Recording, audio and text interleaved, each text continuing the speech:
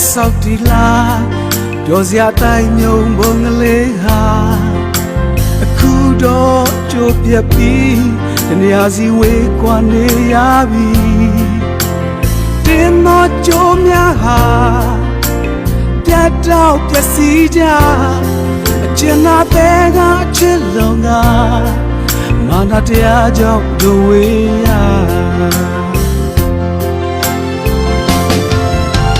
ချစ်လျက်နဲ့ဝေလို့နေလဲမေတ္တာဆုံးအမုန်းရှိပါ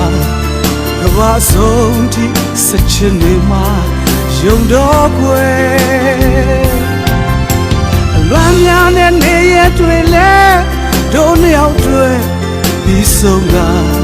အကျဉ်းသားဆုံးနဲ့တွေ့ခွေရခြင်းနဲ့